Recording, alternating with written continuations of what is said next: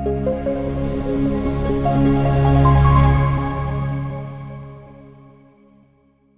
And नमस्ते, मेरा नाम है डॉक्टर दीपारिता और आपका स्वागत है around the world last week के सीरीज में। इस पर्टिकुलर सीरीज में हम कवर करने वाले हैं जो भी इंपॉर्टेंट जियोपॉलिटिकल इवेंट्स थे लास्ट वीक, चाहे वो यूएस में, चाइना में या इंडो पाकिस्तान में।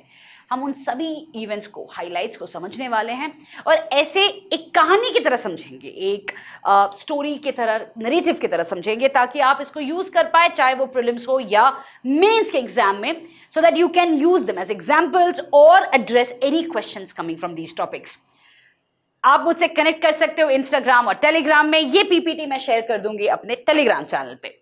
आते हैं सबसे पहले खबर, of course about India Pakistan, जहां पे DGMOs of both the countries basically met, that is the Director General of Military Operations, and उनके मीटिंग के बाद एक सीज फायर पे दोनों कंट्रीज ने एक्सेप्ट कर दिया। अब ये जो सीज फायर था, दोनों कंट्री के नरेटिव्स काफी अलग थे। ऑफ कोर्स क्रेडिट कौन लेके गया? Donald Trump, because he is the one who said that he was instrumental to stop this entire war, get a ceasefire between two nuclear countries, and कई लोग countries ने accept किया कि हाँ उनके वजह से था, but larger understanding was that both the countries had come to a point that the next step would have been a full fledged war between nuclear states, जो कि अवॉइडेबल था। इसी वजह से both countries accepted the cease fire. Now let's understand both countries narrative.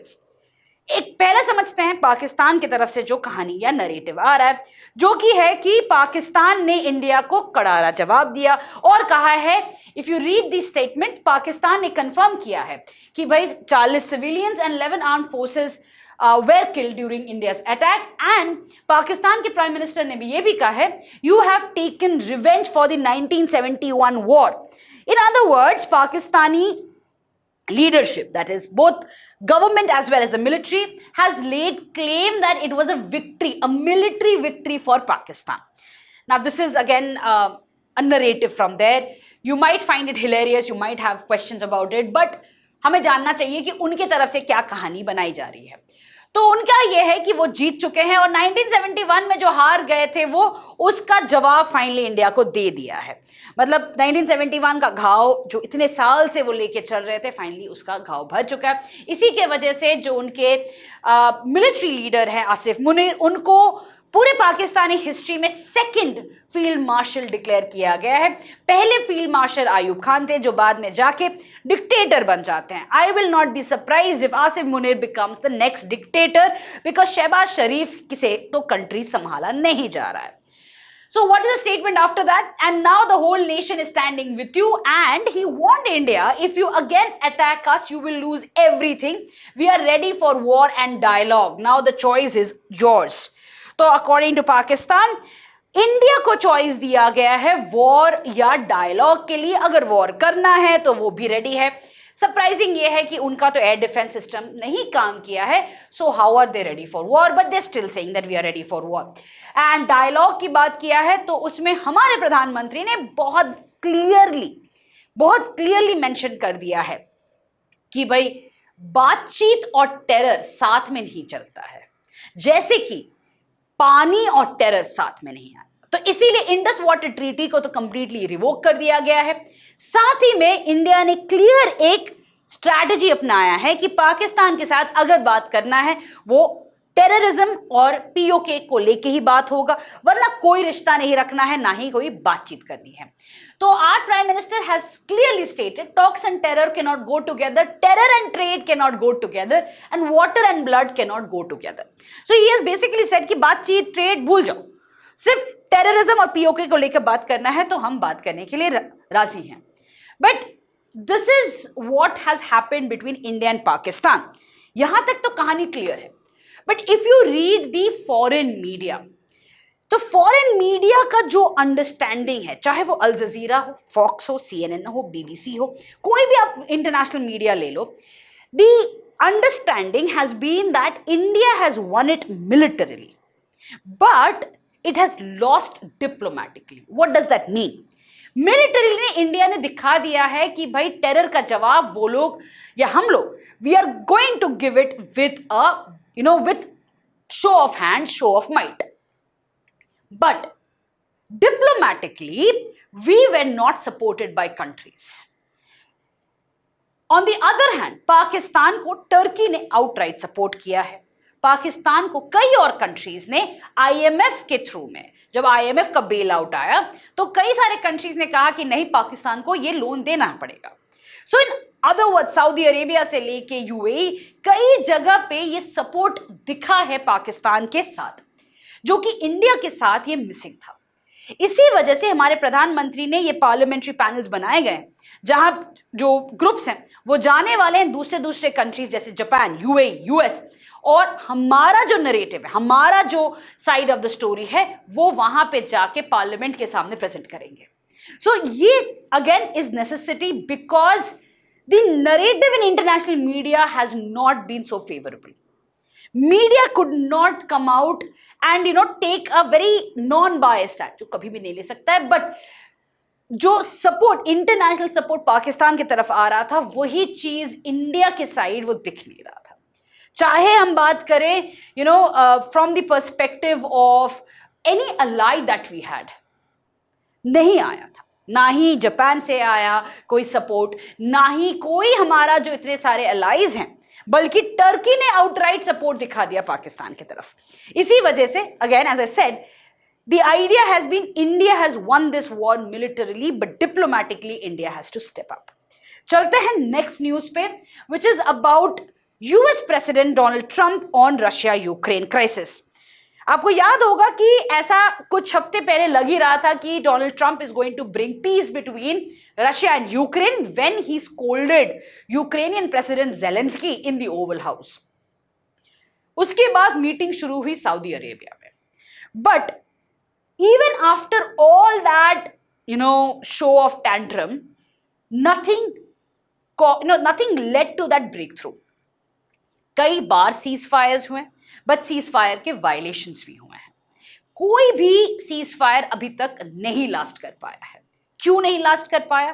क्योंकि दोनों तरफ से जो एक्सपेक्टेशन है, स्पेशली रशिया की तरफ से जो एक्सपेक्टेशन है, वो मीट नहीं किया जा रहा है. So if you take a look at it, so on 15th of May, US President Trump basically said that Russia, Ukraine कोई किसी तरीके से agreement में नहीं आएगा जब तक he himself personally doesn't meet Putin. He has also said that कि जो ये अभी चल रहा है talks, उसमें Putin का ना आना is going to be a problematic statement जहां पे रशिया का जिस simple participation without Putin is basically decorative. Now, what has Putin proposed? Putin has proposed direct peace talks with Ukraine, but उनका जो मानना है, उनका जो डिमांड है, उसको समझते हैं. So, what is Ukraine's conditions? Ukraine का condition है कि full withdrawal of Russian forces from all illegally annexed regions in the southeast. मतलब डॉनबास एरिया से Russia is going to withdraw. ये डिमांड रखा है यूक्रेन ने. But what has Russia demanded? Russia has said that there has to be legal recognition of all the captured territory including Crimea, जो कि Trump has also said कि हाँ भाई, Crimea का एनेक्सेशन को हम लीगली रिकॉग्नाइज कर देंगे और कहेंगे कि ये रशिया का पार्ट है, so that Russia at least agrees to a ceasefire.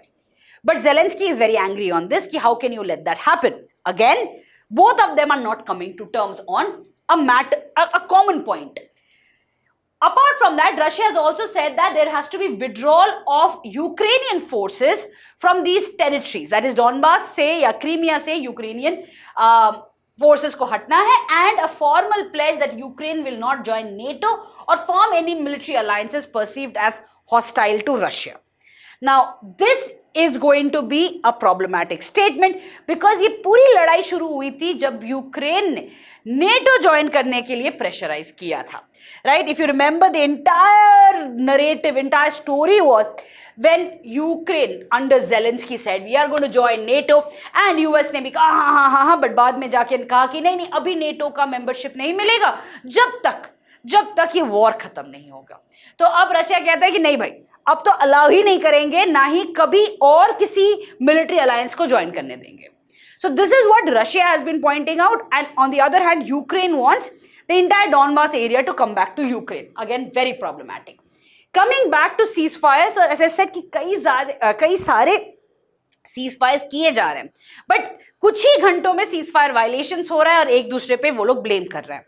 यहाँ पे यूरोपियन यूनियन का बड़ा इंपॉर्टेंट रोल है, क्योंकि European Union as a whole is supporting Ukraine definitely, but ऐसे भी कुछ कंट्रीज हैं जैसे France, Germany, Poland, who have outrightly supported Ukraine, right? They have said that they are going to help Ukraine in any means as long as this war continues, because if Ukraine falls, then Russia will of course walk into Europe.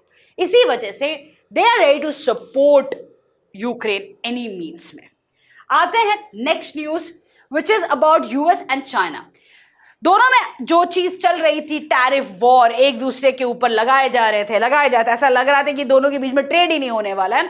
Finally trade talks हुई और trade talks के बाद you do see that negotiations happened and the tariffs were paused. Now this is a breakthrough deal. Why? Because what we never expected, US and China, the two competitors, I don't want to use the word enemies, but two competitors, they have agreed to total reset as per US President Donald Trump. This is definitely a breakthrough, but unless we get to know the nitty-gritties of the talks and the final deal, it is too early to say who is winning this whole thing. अभी तक ये बहुत बड़ा surprising है, दोनों ने बातचीत करना शुरू कर दिया है और कोई ना कोई डील पे आ रहे हैं ये लोग, विच ऑल्सो इंडिकेट्स दैट जो डोनाल्ड ट्रंप ने किया है, जो टैरिफ से उन्होंने शुरू किया था, कहीं ना कहीं उसका रिजल्ट दिखने लगा है, because countries are running towards US to get a deal done, including China. But what the deal is, we are going to get to know a bit later on. आते हैं नेक्स्ट अबाउट ईरान, जहां पे nuclear talks चली जा रही हैं और Oman में 4th राउंड कंप्लीट हुआ है। बट कंप्लीशन में इस पर्टिकुलर राउंड में एक बड़ा स्टिकी सा इशू आ गया है जिसका कोई रेजोल्यूशन निकल नहीं रहा है। What is that issue? So if you talk about Iran, Iran has basically said that uranium enrichment एक legal right है for civilian purpose। कहा है कि enrichment is one of the achievements and honors of the Iranian nation. We have paid a heavy price for enrichment. The blood of our nuclear scientists has been spilled for this achievement. So enriching तो करेंगे Iran, but on the other hand US का मानना है कि enrichment programme को बंद करना पड़ेगा। That's our red line, no enrichment. That means dismantlement, it means no weaponization, it means that Natanz, Fordow and Isfahan, ये सारे जो एनरिचमेंट फैसिलिटीज हैं ये डिसमेंटल होने चाहिए। सो अगेन ये जो दो एलिमेंट्स हैं, एक तरफ ईरान कहता है भाई एनरिचमेंट हम बंद नहीं करेंगे, वेपनाइजेशन पे बात कर सकते हैं, on the other hand US ने कहा कि एनरिचमेंट ही बंद करना है, उसको हम अलाउ नहीं करेंगे। तो यहाँ पे 4th राउंड्स कंक्लूड हो चुके हैं, but as I said that ये एक स्टिकी इशू रहने वाला है between US and Iran going forward as well. Next will come down to China and CELAC forum. So basically it's the community of Latin America and the Caribbean islands. वहाँ पे China के जो president है ज़ी Jinping, उन्होंने एक की note address दिया है, writing a new chapter in building a China LAC community with a shared future. ये 4th मिनिस्टेरियल मीटिंग था चाइना CELAC फोरम का, जहाँ पे ज़ी जिनपिंग ने एम्फसाइज किया है independence and autonomy is the glorious tradition, development and revitalization is their inherent right, and fairness and justice is their common pursuit. 5 major cooperation programs start हुई हैं, solidarity, development, civilization, peace and people to people connectivity. Solidarity program के under पे China ने pledge किया है continued support on matters of core interest and invited 300 CELAC political party members annually to China for the next 3 years. Development program के under पे global development initiative को implement करते हुए बेल्ट एंड रोड कोऑपरेशन को expand किया जाएगा। Civilization program के under पे civilizational dialogue and uphold human values through global civilization initiative पे फोकस किया जाएगा। The peace program aims to deepen cooperation in security, cyber security and transnational crime के against fight किया जाएगा under the global security initiative, and people to people connectivity के under पे 3,500 scholarships और 10,000 training opportunities दी जाएंगी। Now, if you take a look at Global Security Initiative, Global Civilization Initiative and Global Development Initiative, ये तीनों initiative China के खुद के हैं, and ये तीनों के तीनों चाइना का आउटरीच प्रोग्राम का हिस्सा है। It is a mix of hard and soft power. Development and civilizational is completely soft power outreach, while the global security initiative is talking about a mix of hard and soft power, जहाँ पे military exercises पे focus किया जाएगा, but of course arms trade and other kinds of things will also be involved in. But this is something that China has been focusing on the Latin America, particularly. Last episode mein I had talked about India's outreach to Latin America because of a bilateral visit. Now you need to compare these two and figure out कि किस तरीके से India और China, दो competitors, are having their outreach to Latin America and Caribbean islands and ensuring that their footprints are there in that continent. Which also indicates that suddenly the race is no longer towards Africa but towards Latin America. And this is where the new competition between India and China can be seen. Next, we'll come down to certain examples, जैसे कि China and Colombia has signed a deal on BRI. उसके अलावा foreign minister has announced free visa exemptions for 5 LAC countries. अगर हम बात करते हैं China select forum के बारे में, ये 2014 जुलाई में स्टार्ट किया गया था एंड आज ये as I said it has happened, there's fourth ministerial meeting हो चुका है. 2015 में इनका फर्स्ट मिनिस्टीरियल मीटिंग हुआ था. बीजिंग दैट इज चाइना ने कई सारे इन्वेस्टमेंट्स कर चुके हैं यहाँ पे, including the by oceanic railway connectivity and the second by oceanic canal that it is trying to make. So कई जगह पे चाइना ने इन्वेस्टमेंट किया हुआ है and with LAC there's a cooperation fund also and it has 5 free trade agreements with Latin American countries, including with Chile, Peru, Costa Rica, Ecuador and Nicaragua. Third is the BRI inroads. So Belt and Road Initiative के अंदर पे कई countries के साथ it has basically had a deal with, including with Peru's the Chanque port, and China has been proactively engaged with Mercosur and CARICOM countries.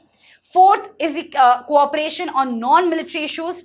So China has collaborated on disaster prevention, mitigation and relief, on joint responses to hurricanes, earthquakes and other natural disasters. Next we'll come down to US President Trump's visit to Middle East or West Asia.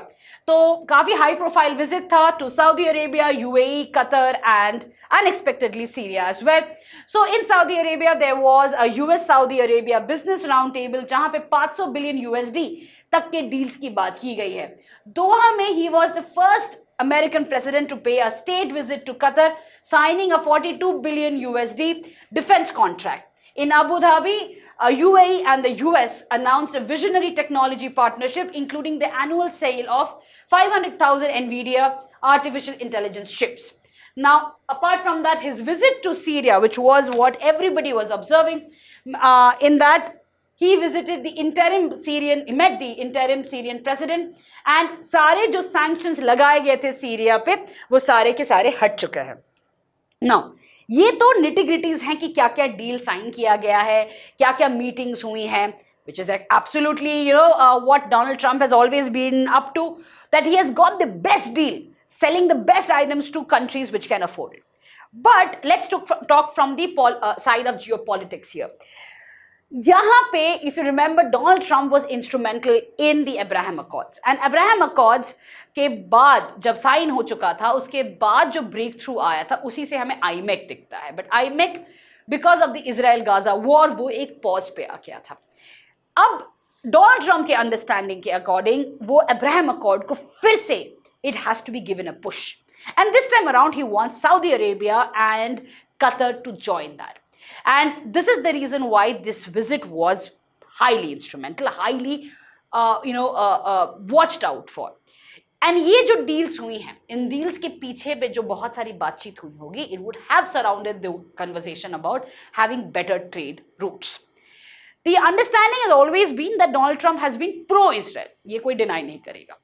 But he also wants to come out and talk about how he is ready to have trade deals with every country, sell what they need at a better rate and ensure that economic growth हो. And इसी card को खेलते हुए, जैसे पहले भी Abraham accord sign किया गया था, he would want these countries to come in, including Syria to come in and be part of the IMEC or the Abraham Accords, which will be a breakthrough. Imagine, अभी तक तो सिर्फ हम UAE की बात करते थे, we were talking about very small players being part of the Abraham Accords. But imagine Saudi Arabia and Qatar, two major economies now coming in and being part of the Abraham Accords, and by virtue of that joining the IMEC. It's going to be a win-win situation for Donald Trump. आते हैं next situation, उसी चीज को repeat थोड़ा सा और elaborate करते हुए, that the US-Saudi Arabia relations, both the US and Saudi Arabia have historically enjoyed a security-oriented alliance based on oil diplomacy and weapons trade. Trump's 2025 visit saw more than 500 billion USD worth of agreements, including co-investments in energy infrastructure and military modernization. At the center was the extension of US-Saudi Strategic Vision 2030 alliance. Second, the US-Qatar relations. Qatar is America's most significant defense ally in the Gulf with the AIUD air base. Trump's unprecedented state visit to Doha, the first by any sitting or past American president, featured the signing of 42 billion USD defense deal to upgrade Qatar's forces and enhance the Al Udeid's capabilities, along with civil aviation, finance, AI integration, and education. Third, the US-UAE relations. The UAE has become an innovation and investment leader for the US in the Middle East. A record AI and semiconductor cooperation agreement was signed under Trump's May 15-16 visit to Abu Dhabi, in which the US will provide for 500,000 NVIDIA chips per annum to the UAE. The two countries also signed an agreement to set up a shared AI research center, which was to have hubs in Abu Dhabi and Austin.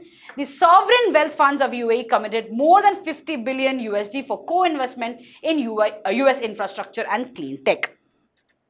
Fourth is the US-Syria. One of the most surprising moments of Trump's 2025 Middle East visit was his meeting with the Syria's acting president, a veteran commander of a Syrian opposition group who once had ties with Al-Qaeda's Syrian affiliate. This was, again, as I said, a breakthrough because America has removed all sanctions on Syria post this visit.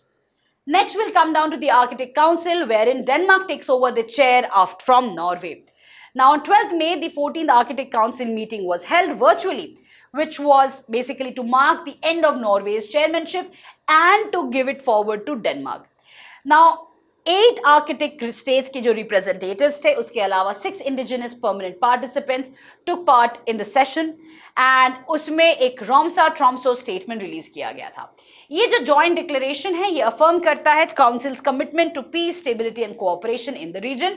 And Norway's Minister of Foreign Affairs said, in a challenging time for Arctic cooperation, I'm pleased that the Arctic Council remains united.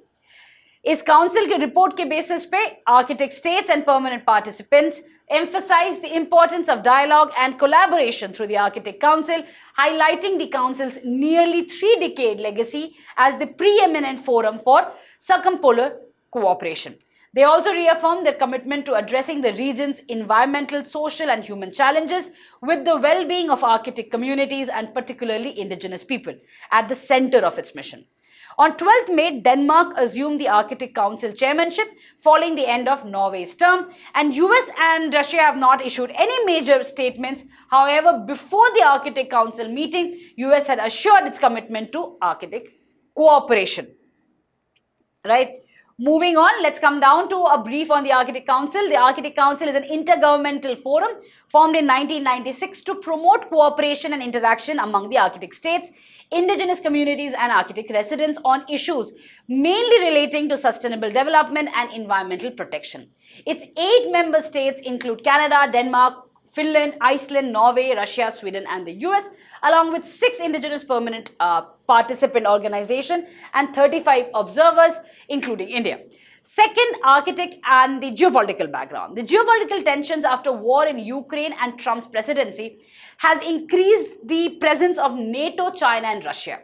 Now, there is, of course, China and Russia are coming together to have a polar Silk Route, while NATO is increasing its presence militarily.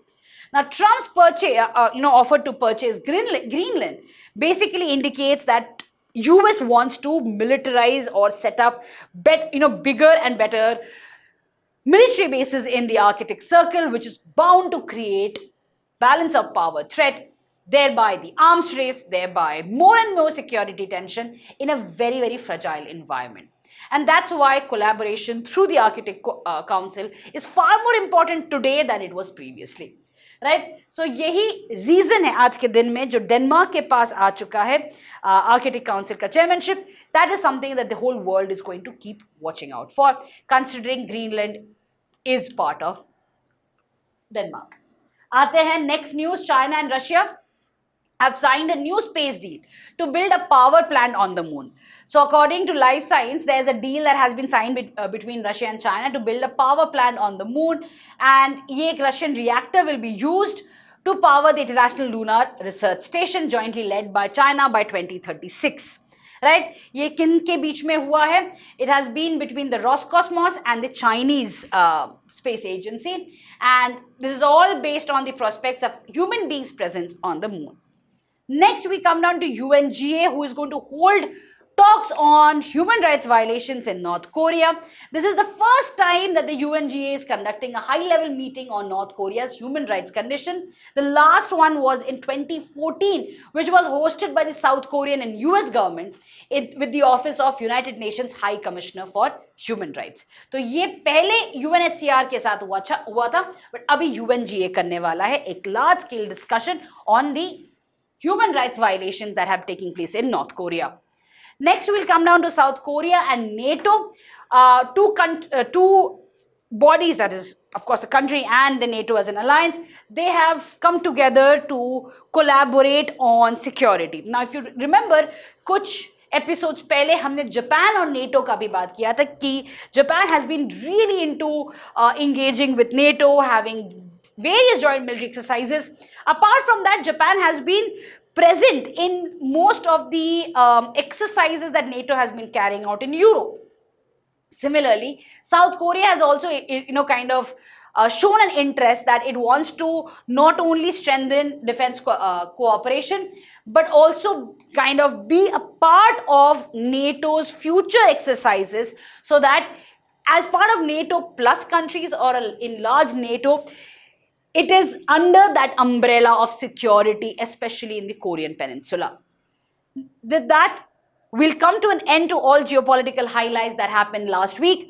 I hope you have been able to follow. कई सारे interesting news थे. Of course, कुछ technical news थे, but the wars continue to dominate the geopolitics. With this, I'm going to come to an end to today's episode. If you have any doubts, feel free to reach out to me in my Telegram. I'll see you in the next episode. Till then, bye.